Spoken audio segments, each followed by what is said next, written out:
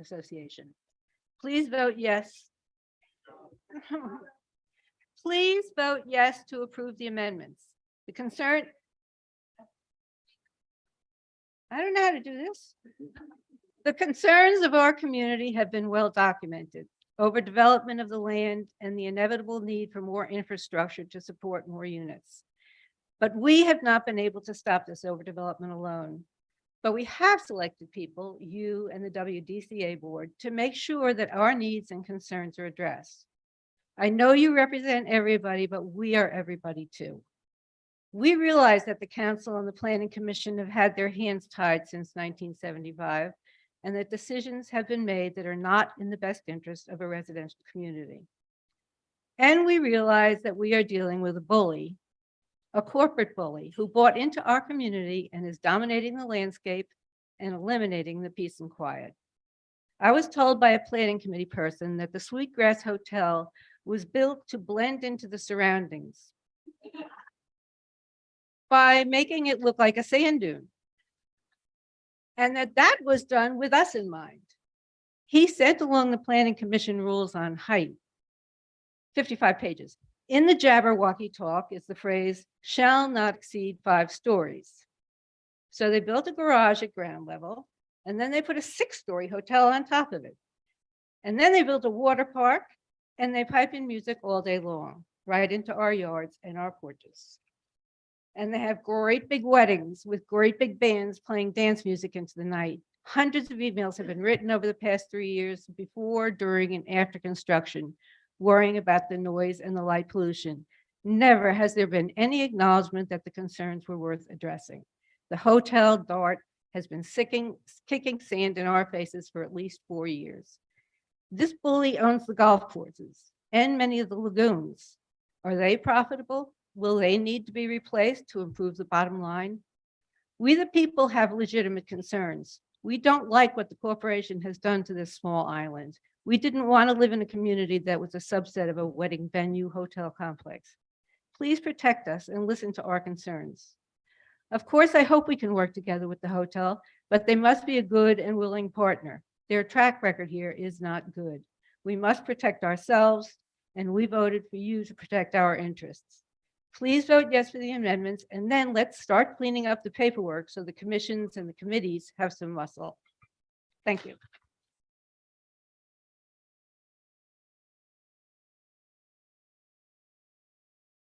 Laura Lovins.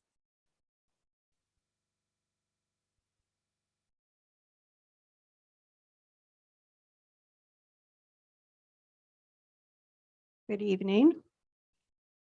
I wanted to kind of piggyback on some comments that were brought up.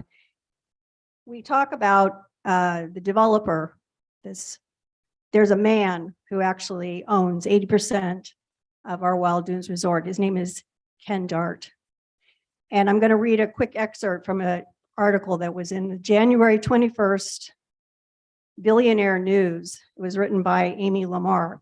More than 2 decades ago, just before midnight on September 9th, 1993, billionaire bond investor Kenneth Dart's brand new Sarasota, Florida mansion burned to the ground. The crime of how the fire started has never been solved. 3 months after the fire, Ken renounced his U.S. citizenship and fled the country, not with his wife and children, but with his tax attorney, Richard Rastel. He declared sides, and at the time he fled the U.S. in 1993, Ken Dart's net worth was estimated at $4.4 billion. The Dart family wealth began with a simple plastic cup. You all know it. It's Dart Manufacturer Container Corporation, and it's the world's largest manufacturer of styrofoam cups.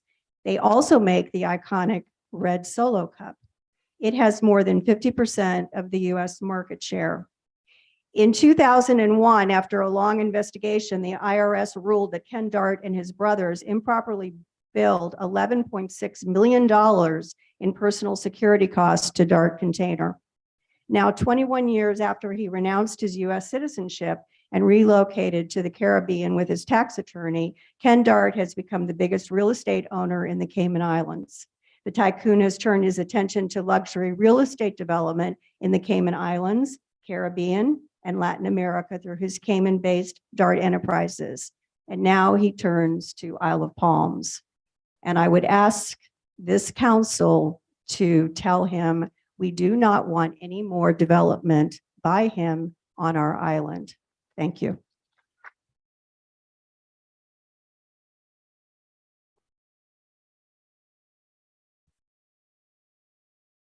Susan Smith.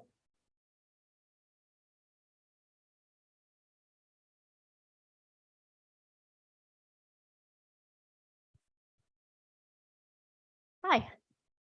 I want to thank you all for giving this opportunity for all these voices to be heard. And I'm so glad to see standing room only engagement here at this hearing. I'll reiterate what other people have said, and that much has changed on Isle of Palms and Low Country since 1975. Right now, we need to make decisions for 2025 and really 2075 with sustainability and conservation top of mind.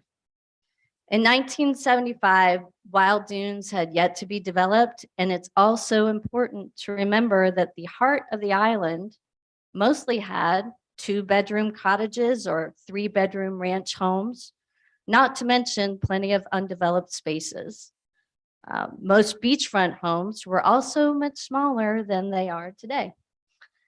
As Wild Dunes Resort has developed much of their allotment of hotel and condo rooms, many homes outside the gates have also grown up and grown out. And that house by house expansion continues today.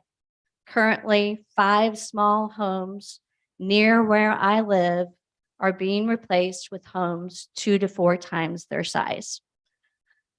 In 2010, City Council recognized the impact of that shift to larger homes outside the gates and the impact on overall livability and sustainability, and passed ordinances that essentially were designed to limit the number of overnight guests and short-term rentals to 12, actually in all homes to 12.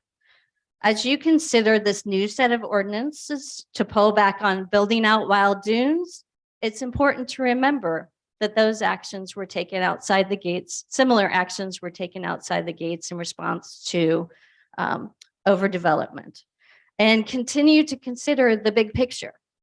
Because even though nearly every island lot has a home on it now, and even though there are restrictions in place for capacity for rentals, we won't be maxed out outside the gates for years to come. And all this expansion, along with the maxing out of the rest of the Low Country, means many more people packing onto this island than most might have imagined in the 1970s when the agreements to create the resort community were signed. We also should remember that a key component of the city's strategic plan is leading on environmental issues. That's valuable to the Isle of Palms brand, and it fits with our mission to be the most family-friendly island in South Carolina. And it's also critical to our wildlife and our natural spaces. While our planet is being developed at a rapid clip, people must set aside spaces for conservation, even amid developed areas. A recent cover story in National Geographic advised we need to do conservation everywhere. Ms. Smith, I need you to wrap your comments up, please. For our community and the greater good, that everywhere must include Isle of Palms. Thank you.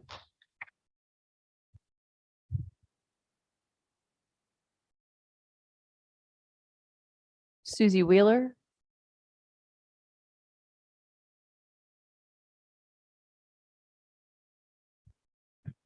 Hi, I'm Susie Wheeler. I'm here again to repeat what residents have been saying. Pass the ordinances, limit the development. At the last meeting on this issue, residents were admonished to listen to council, and we might hear something we could understand.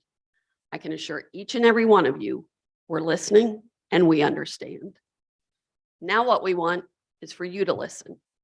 We hired each and every one of you to represent us, and we did that through an election. You weren't hired to represent developers or outside interests. You're hired to represent the residents. Look at everyone here. We're all saying the same thing. We've been every meeting that's expanded, we're at standing room only. We've packed the rec now. I don't know where we can get bigger. I'm not sure there's been a more unifying issue for the island. We don't want unchecked development. Please listen to us and do what we hired you to do. Thank you.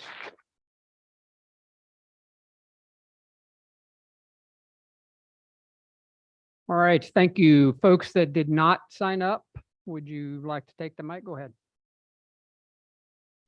Hi, my name's Larry Simon, and I've been here over 45 years, and I'm a Charleston resident too. Was born what's called downtown. At the time, it wasn't that, but now it's downtown. And I remember when there was a airplane patch out here, and I bought a house over 45 years ago with my wife, and we had an airplane patch. Now we got a golf course. I used to have a house that wasn't flooded. Now my front yard floods and my street's flooding more because of the big McMansions that are being built in the land that's being filled in. And I couldn't see more development at the end of 30th and on down Waterway, as that would come out to the rest of us who've been here for a while. So council members, as everybody else has said, I'd like you to vote for this too. Thank you. Thank you.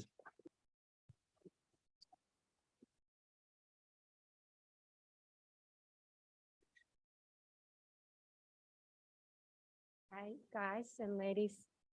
I'm here again. I did sign up, but apparently not properly. Thank you for letting me go. I think all of you know what I think, because I've spoken enough and emailed to you all that I am for a residential quality of life for the community.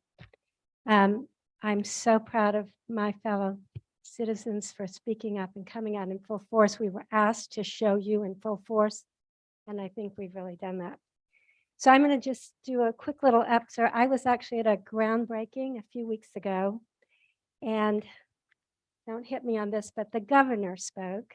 I don't always agree with the governor, but he spoke and he read something that I'm going to read a few excerpts from for you. It's not too long, that it sits on his wall, and I found it very inspiring. The climate of Carolina is extremely agreeable and wholesome, and compared with the rest of the Northern Hemisphere, it may well be looked upon as the most temperate part of the habitable earth on the north side of the equator. It is the fairest and most fruitful of provinces, the most extensive, reaching several degrees in breadth and in length from the Atlantic Ocean to the South Sea. It is well watered with a great number of fine rivers, some of them navigable for several hundred miles against the stream. It has odoriferous woods green all the year and produces such fruit that they who once taste of it will despise the watery taste of that in England. Its silk is preferable to any, and its rice is the best in the world. Provisions of all kinds are extremely good, and the inhabitants are hurt by no particular distemper, except such as proposed from their own intemperance. So it is no wonder that Charleston be now a very great and flourishing town, adorned with handsome and commodious buildings, both private and public, amongst which the Church of St. Philip may justly be reckoned the finest structure in America. The commerce of this town is considerable for a happy period. The town and province may justly be esteemed the most flourishing of any in His Majesty's dominions in America. This was written in the 1700s to King George. These people recognize the beauty and the brilliance of where we live.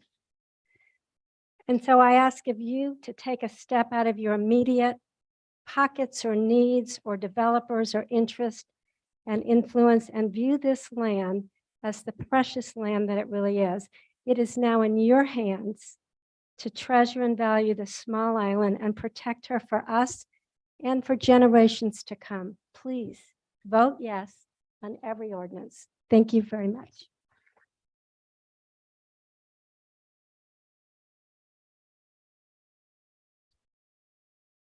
Others that would like to speak? Bob?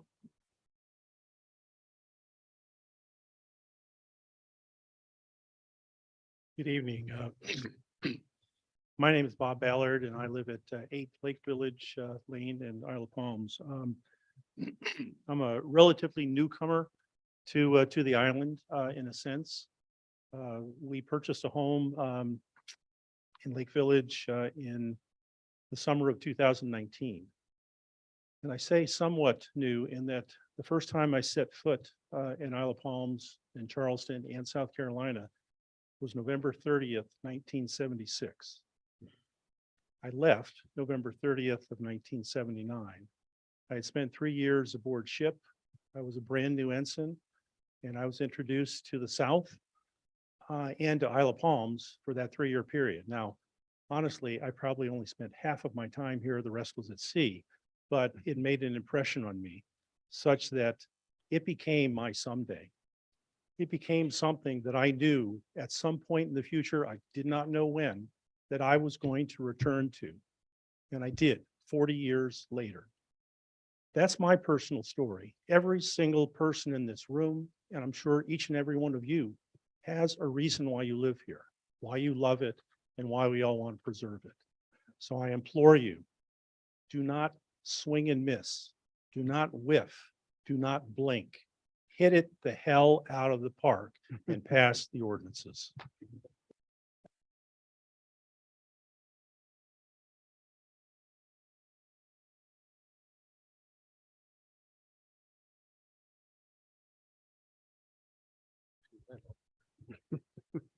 I'd like to read an open letter from the spirit of this land embodied as Mother Isle of Palms.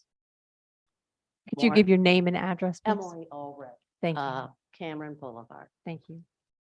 To all my beloved children who work on, live on, and visit me, I write to you today with great concern and a heavy heart as I need time to heal and you need time to do the same. The last 5 years have left you divided and the last few weeks even more so. Yet it makes me swell with pride to think of all that you once accomplished together. Thank you for funding, developing, and maintaining the roads and infrastructure that allow everyone to come to and to part from me freely. Thank you for all the waste removal as well as a sewage treatment plant, which allow me to be cleaner. Thank you for bringing potable water to my many faucets, lessening my burden. Thank you for allowing the many commercial businesses to serve and flourish on this island so that people do not have to add pressure and pollution traveling to meet their needs for nourishment, entertainment, and services. Thank you for providing structured parking to allow our neighbors better access to our shores. Thank you for renourishing my beaches and helping to protect the plants and animals that comprise my delicate ecosystem. Thank you for enabling me to continue to provide them with safe haven. I need your continued help now. There was a time when I feel the constant hum of gratitude, the joy felt by those waking here in the morning, the happiness as others crossed over via the connector or breach inlet. I have felt a shift over time, and I now sense growing frustration and divisiveness. Over the last few years, I've watched your shared elation transform into anger and resentment. I understand how these feelings arose. COVID arrived and everyone shut down. People living on the island wanted to protect me and wanted to feel protected. People living off the island wanted to visit my beaches in order to feel free again. Part-time owners began to return more frequently And with the shift to remote work, they were able to stay here longer. At the same time, many new faces, unable to travel internationally, came and stayed for an extended period as well. With the resulting changes in the world and the newfound discovery of this place, there's no doubt these expanded visits will continue. As such, I need you and particularly your elected officials to step up and protect me. Ms. It's- Albrecht, I need you to wrap that up, please. So I need to ask your elected officials to vote yes, vote yes, vote yes on the ordinances. This was written by Tony Santiago and Vanessa Wolf. Thank you.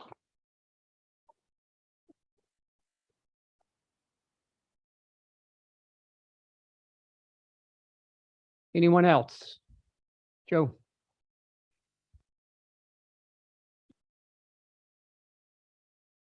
Good evening. My name is Joe Hodick. I'm 65 Twin Oaks Lane.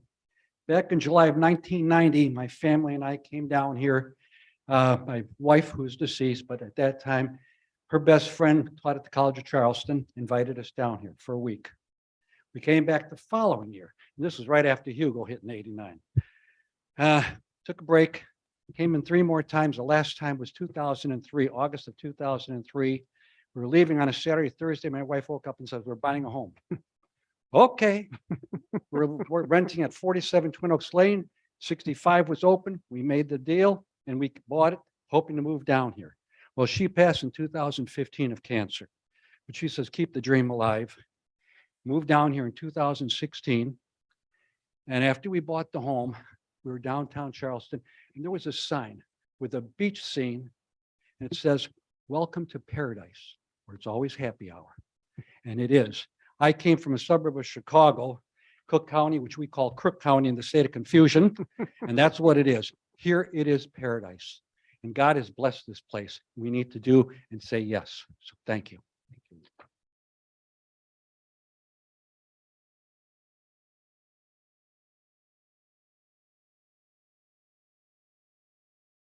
Anyone else?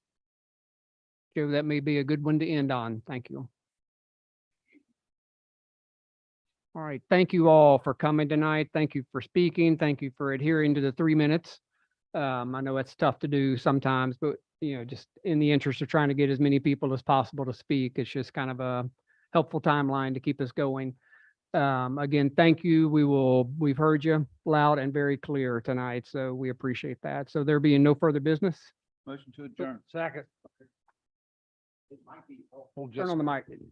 it might be helpful just to explain to everybody the timeline that it's going to the planning commission, when that date is and when we can vote. Sure. So it's already been mentioned tonight. The timeline is next step is for the planning commission, which is November 9th, I believe. I don't think the time's been set, typically 4:30 on November 9th. They have 30 days by statute to review the ordinances and make a recommendation back to council on the ordinances. So that's kind of the next steps that we have. And again, we've talked about this on a couple of occasions. What the city's done with the second public hearing and with the first public hearing and passing of the ordinances, we're really in a great spot. We're in a protected spot right now from further development. So that anything you would want me to add to the timeline? No, I think that gets it. So after the 30 days, if the planning commission does not bring us a recommendation within 30 days, it is assumed that the recommendation is to vote for the ordinances. But we as a council are not able to vote on that until after that time. So the earliest that we could vote would be the second week of December. So I just thought it was important for everybody to understand that that's where we're headed. So, be patient with the process. All right, no further. We can't take questions. Yeah, thank you. So no further business? Motion to adjourn. Second. All in favor, say aye. Aye. Off record at 6:05.